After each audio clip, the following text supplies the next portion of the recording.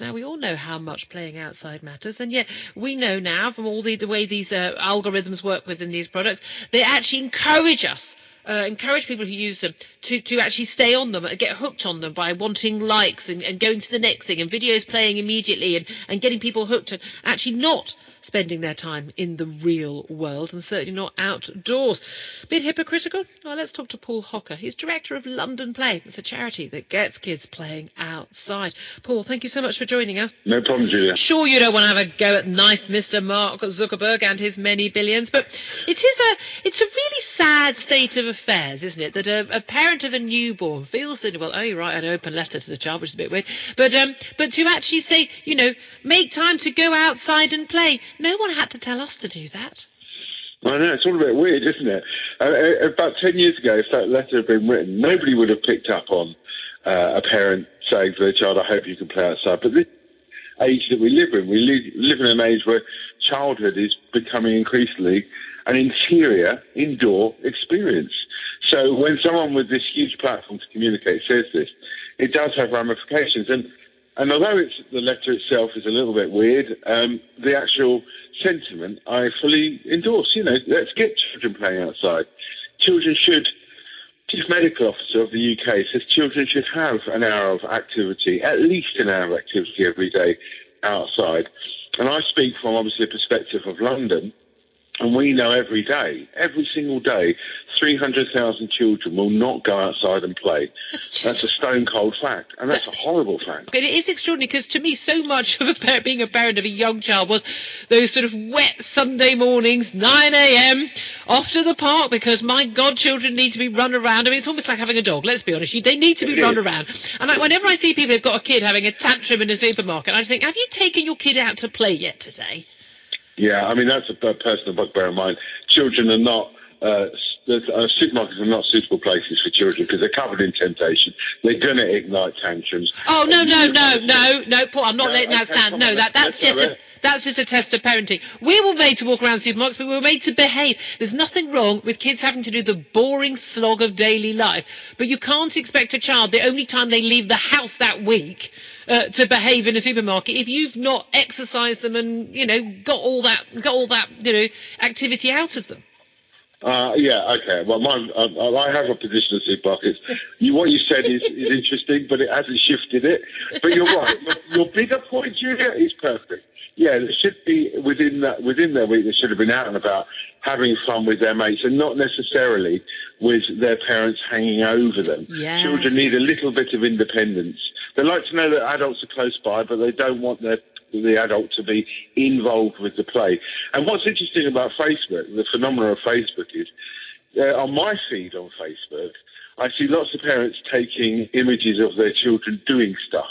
Yeah. There's lots of that going on, but it's always so sort of managed. Childhood should have an element of privacy to it. Children should be allowed to experiment and have fun and make mistakes and learn from those mistakes without having, a load of cameras on them. Childhood's just become... But also, you should be playing with them. I mean, as well as you should be involved in it. My daughter is absurdly active. It's absolutely exhausting, frankly, Paul. I've had to become a fit and healthy mum to keep up with all this. But this is the thing. There is an element where this costs money. Now, I'm a middle class earner, and we can afford sports camp in the holidays while I'm at work, and gymnastics after school and swimming lessons and all that. There'd be a lot of parents who say, oh, it's all right for you, we can't afford that. But of course, parks are free, and local leisure centres for kids, they cost very little. Yeah, well, in London, we used to have about 80 adventure playgrounds in some of the poorest parts of London where children could roll up for free and play all day. There needs to be investment in play. There is in Scotland, there is in Wales, there is in Northern Ireland. The English situation is pretty poor. Children need a balance. Those sports camps are great, but you can't obviously do that all summer. You couldn't afford to do it all summer.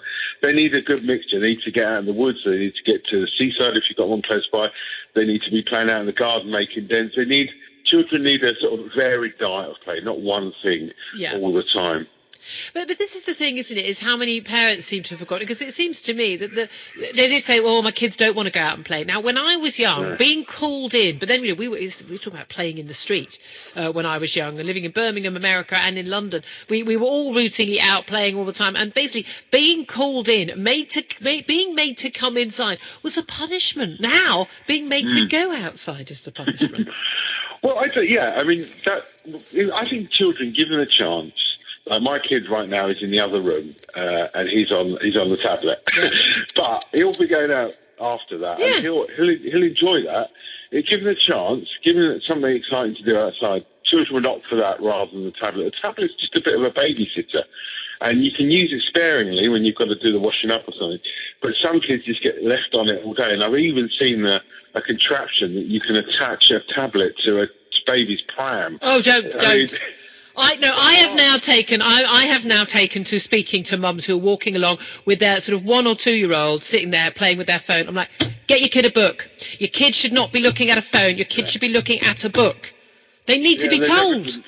It's true, and there's evidence that can actually damage the development of the brain looking at screens too early. So it's not a good idea. And why filter the world out to them? Kids should be looking out at the world, reading books, as you say, and seeing what's going on out there. They're not going to learn how to manage their time in the world through Facebook. It's about interacting with the real world, isn't it, as opposed to that apparently so exciting fake world. Well, let's hope that Mark Zuckerberg's daughter heeds the advice of her father, and indeed that everyone else's daughter and sons do as well. Lovely to speak to you, Paul Hocker, doing fantastic work. It's a great charity, London Play. It's a charity that gets kids to play outside. Again, you wouldn't have needed these charities about 10, 20 years ago, but they do now. He's director of London Play. Thank you so much for talking to us.